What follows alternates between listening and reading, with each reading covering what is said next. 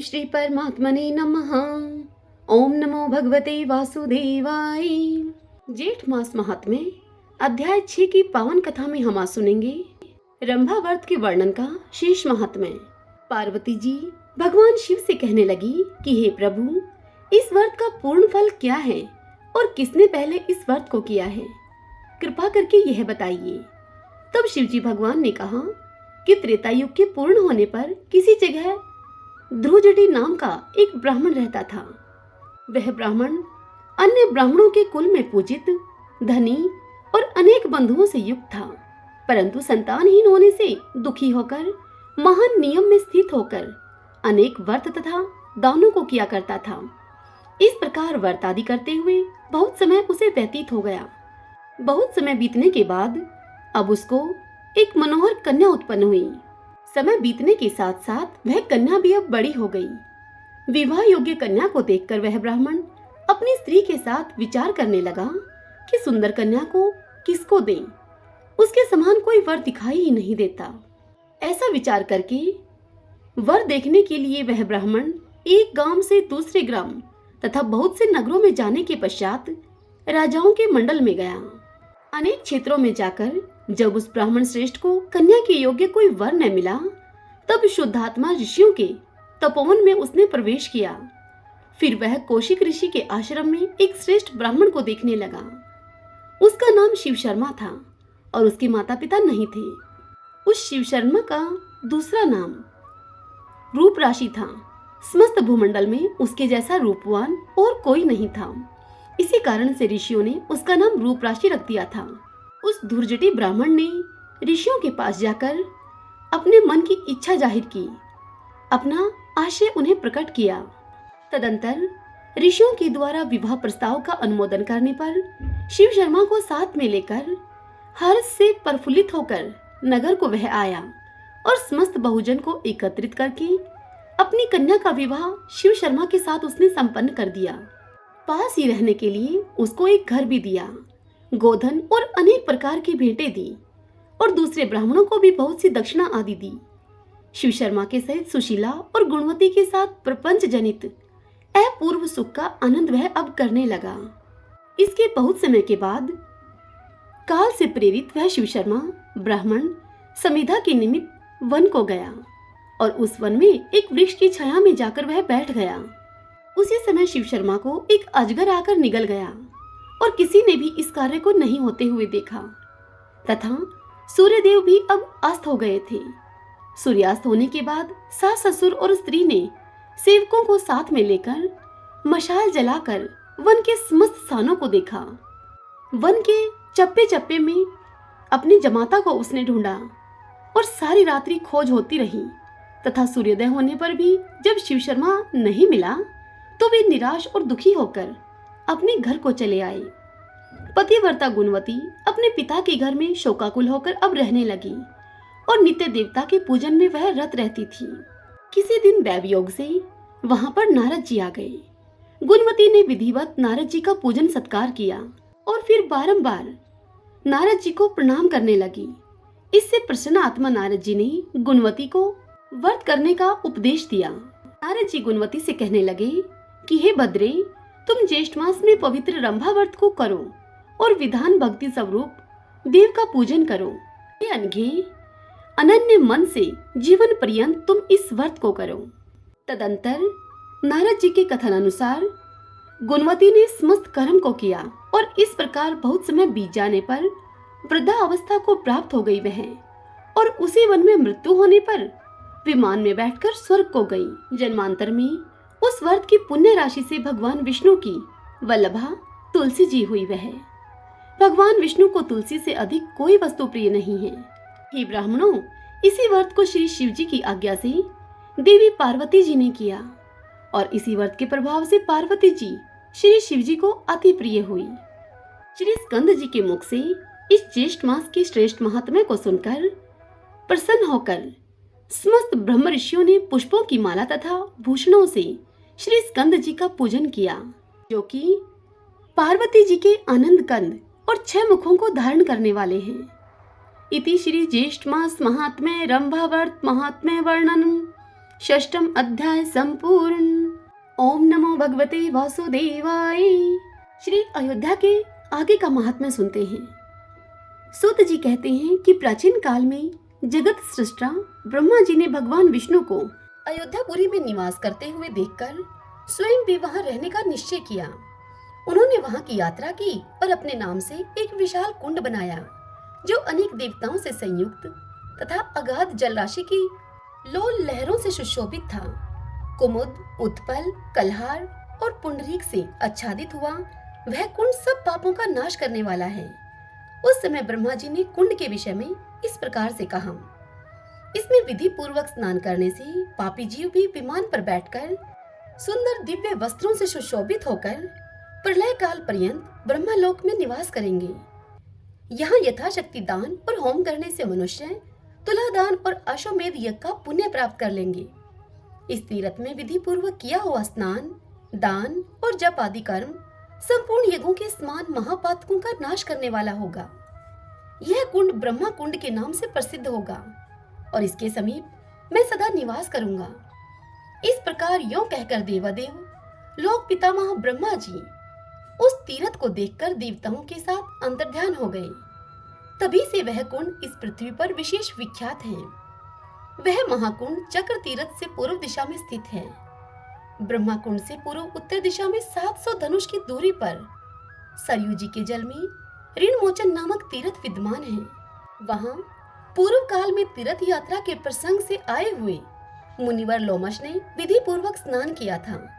इससे वे ऋणमुक्त एवं पाप शून्य हो गए। तब उन्होंने अपनी दोनों भुजाएं ऊपर उठाकर हर्ष से आंसू बहाते हुए कहा कि यह ऋणमोचन नामक तीर्थ बहुत उत्तम है। मनुष्य पर इहलोक और परलोक के जो 3 प्रकार के ऋण हैं, वे सब इस तीर्थ में स्नान करने मात्र से क्षण भर में नष्ट हो जाते हैं। इसलिए यहाँ फल की इच्छा रखने वाले पुरुषों को श्रद्धा पूर्वक विधि के साथ यथाशक्ति स्नान और दान करना चाहिए। इस प्रकार तीर्थ का महात्म्य बतलाकर मुनि श्रेष्ठ लोमश उसके गुण की प्रशंसा करते हुए अंतर्ध्यान हो गए। ऋणमोचन तीर्थ से पूर्व दिशा में 20 धनुष की दूरी पर पाप मोचन तीर्थ है। यह भी सरयू के जल में ही है। वहां स्नान करने से मनुष्य उसी क्षण समस्त पापों से मुक्त होकर शुद्ध हो जाता है। पांचाल देश में नरहरि नाम से प्रसिद्ध एक ब्राह्मण था जो दुष्टों के संग के प्रभाव से पापात्मा हो गया था। उसने ब्रह्म हत्या आदि अनेक प्रकार के पाप किए थे। पापियों के संसर्ग में आकर वह तीनों वेदों के मार्ग की निंदा करता था। वह किसी समय साधुओं के साथ तीर्थ यात्रा के प्रसंग से अयोध्या जी में आया। उस महापात के ब्राह्मण ने साधु संग से पाप मोचन तीर्थ में स्नान किया और फिर तो उसी क्षण उसकी सारी पाप राशि नष्ट हो गई और वह निष्पाप होकर दिव्य विमान पर बैठकर विष्णु धाम में चला गया। मनुष्यों को सब पाप के शुद्धि के लिए वहां माघ कृष्ण चतुर्दशी को विशेष रूप से स्नान और दान करना चाहिए। अन्य समय में भी स्नान करने पर सब पापों का क्षय हो जाता है। पाप मोचन तीर्थ से पूर्व दिशा में 100 धनुष की दूरी पर सहस्त्रधारा नामक उत्तम तीर्थ है जो कि सब पापों का नाश करने वाला है। उसी में शत्रु वीरों का नाश करने वाले वीरवर लक्ष्मण श्री रामचंद्र की आज्ञा से योग शक्ति के द्वारा प्राण त्याग कर अपने शेष नामक स्वरूप को प्राप्त हुए थे। एक धनुष का प्रमाण 3.5 हाथ माना गया है और 4 हाथ का एक दंड बताया गया है। पहले की बात है, रघुकुल नायक श्री रामचंद्र जी देवताओं का कार्य पूरा करके काल के साथ बैठकर एकांत में मंत्रणा कर रहे थे। उस समय उन्होंने यह प्रतिज्ञा की थी कि परस्पर मंत्रणा करते समय हम दोनों को जो कोई समीप आकर देखेगा वह शीघ्र ही मेरे द्वारा त्याग दिया जाएगा। ऐसा निश्चय करके जब वे मंत्रणा करने लगे तब लक्ष्मण जी राजद्वार पर खड़े होकर पहरा देने लगे। उसी समय तेजोनिधि तपोराशि दुर्वासा जी वहां आ पहुंचे और भूख से व्याकुल होकर लक्ष्मण जी से वह प्रेम पूर्वक इस प्रकार बोले। वे बोले, हे सुमित्रा नंदन, तुम शीघ्र जाओ और श्री रामचंद्र जी के आगे मेरा आगमन की सूचना दो। मैं कार्यवश उनसे मिलने के लिए आया हूँ। तुम्हें मेरी यह बात टालनी नहीं चाहिए। तब लक्ष्मण जी दुर्वासा ऋषि के श्राप से डरकर शीघ्र ही भीतर गए और श्री रामचंद्र जी तथा कालदेव दोनों के सामने खड़े होकर यह निवेदन किया। वह बोले, तपोराशि अत्रि नंदन दुर्वासा श्री रघुनाथ जी का दर्शन करने के लिए आए हैं। श्री रामचंद्र जी ने काल से सलाह करके उन्हें विदा किया तथा स्वयं वह बाहर निकले। बाहर आने पर उन्होंने मुनि को देखा और प्रणाम करके उन्हें आदरपूर्वक भोजन कराया। उसके बाद उन्हें सम्मान पूर्वक विदा किया तथा सत्य भंग होने के भय से श्री रघुवीर ने लक्ष्मण को त्याग दिया। लक्ष्मण जी अपने बड़े भाई की आज्ञा को सफल बनाने के लिए सरयू के तट पर आए और स्नान करके ध्यान का आश्रय लेकर सच्चिदानंद में परमेश्वर में अपने शांत मन को शीघ्र ही लगाकर अविचल भाव से बैठ गए। तदंतर सहस्त्र फनों से सुशोभित शेषनाग पृथ्वी को सहस्त्र छिद्रों में भेदन करके वहां प्रकट हुए। इसी समय देवराज इंद्र भी देवताओं को साथ में लेकर स्वर्गलोक से वहां पर आए। शेषनाग के फनों की सहस्त्र मणियों से वहां की पृथ्वी दग्ध हो गई थी। इसलिए सरयू तटवर्ती यह शुभकारक महातीरथ सहस्त्रधारा के नाम से विख्यात हुआ। इस क्षेत्र का प्रमाण 25 धनुष है। इस तीर्थ में मनुष्य श्रद्धा पूर्वक स्नान, दान और श्राद्ध करने से सब पापों से शुद्ध होकर भगवान विष्णु के लोक में जाता है। इसमें स्नान करके अविनाशी भगवान शेष की विधि पूर्वक पूजा करने वाला मनुष्य वैकुंठ धाम को प्राप्त होता है। अतः इस तीर्थ में विधिवत स्नान करना चाहिए। श्रावण के शुक्ल पक्ष में जो पंचमी तिथि होती है, उसमें यहाँ नागों के उद्देश्य से यत्न पूर्वक उत्सव करना चाहिए। उस उत्सव में पहले शेषनाग का पूजन करना उचित है। नाग पूजा पूर्वक ब्राह्मण को भक्ति पूर्वक संतुष्ट किया जाए तो सभी सर्प प्रसन्न होते हैं और प्रसन्न होने पर वे मनुष्यों को कभी पीड़ा नहीं देते हैं। जो वैशाख मास में एकाग्रचित होकर यहाँ स्नान करते हैं, उनकी पुनरावृत्ति नहीं होती। इसलिए मनुष्यों को इस तीर्थ में यत्न पूर्वक वैशाख मास का स्नान, दान, श्री हरि का पूजन और ब्राह्मणों का सत्कार करना चाहिए। जो बुद्धिमान मनुष्य इस तीर्थ में अपनी शक्ति के अनुसार विधि पूर्वक स्नान और दान आदि करता है, वह शुद्धचित होकर इस लोक में प्रचुर सुखों का उपभोग करता है और भक्ति भाव के प्रभाव से अंत में शेषशायी भगवान विष्णु का सायुज्य प्राप्त कर लेता है। श्री सूत जी स्वर्ग द्वार तीर्थ का महात्म्य सुनाते हुए कहते हैं कि स्वर्ग द्वार नाम से प्रसिद्ध तीर्थ सब पापों को दूर करने वाला है।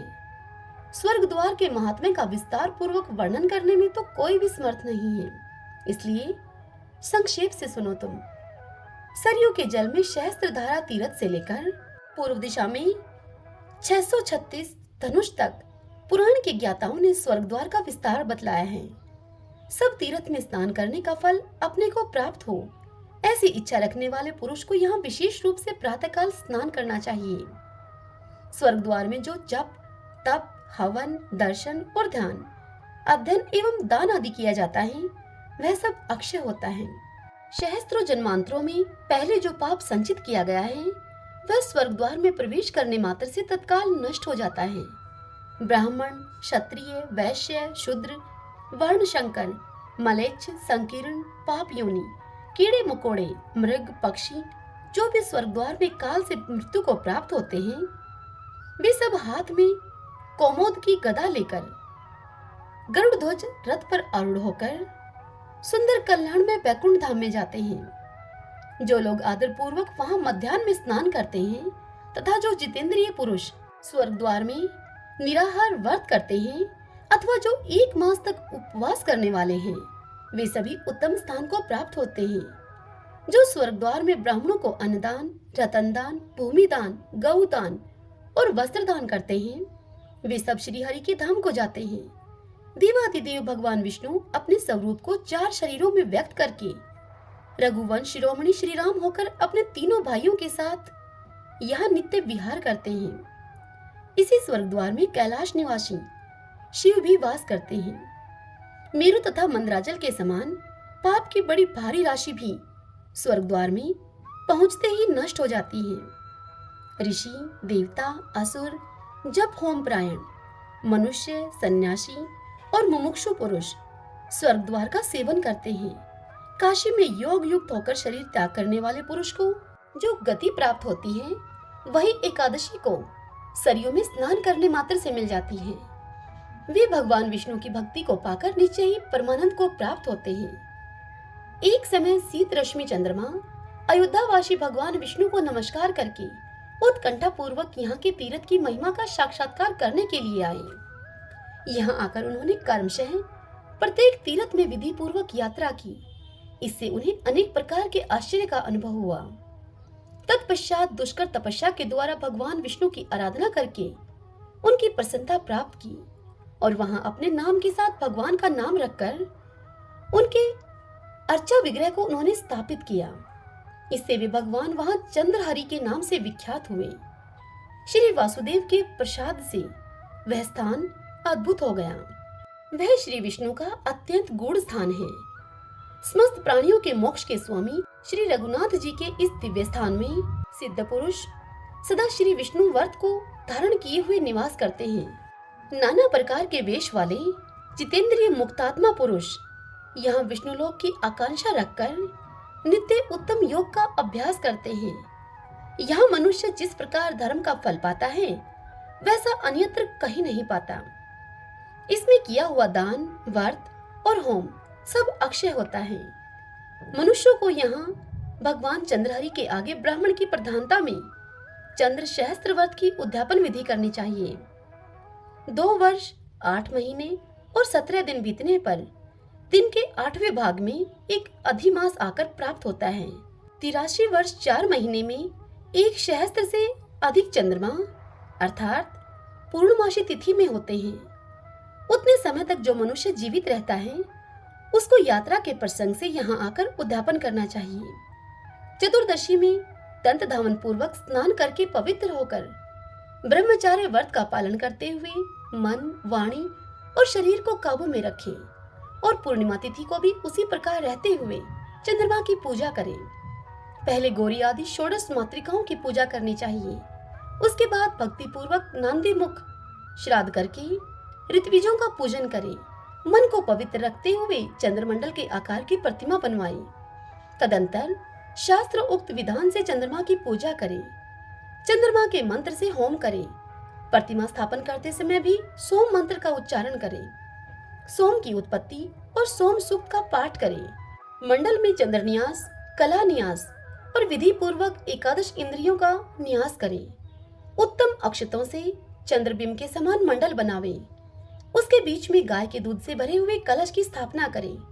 फिर उस मंडल में भिन्न भिन्न नामों के द्वारा कर्म से चंद्रमा की पूजा करें।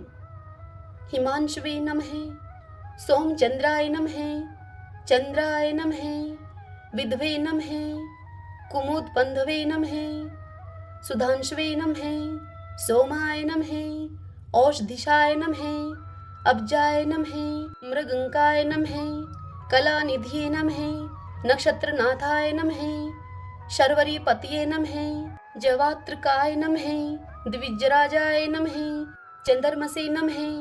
इन 16 नामों से कर्मशः चंद्रमा का सत्वन करें। तदंतर पवित्र चित होकर शंख में जल, फल, फूल और चंदन लेकर निम्नांकित मंत्र से विधि पूर्वक अर्घ्य दें।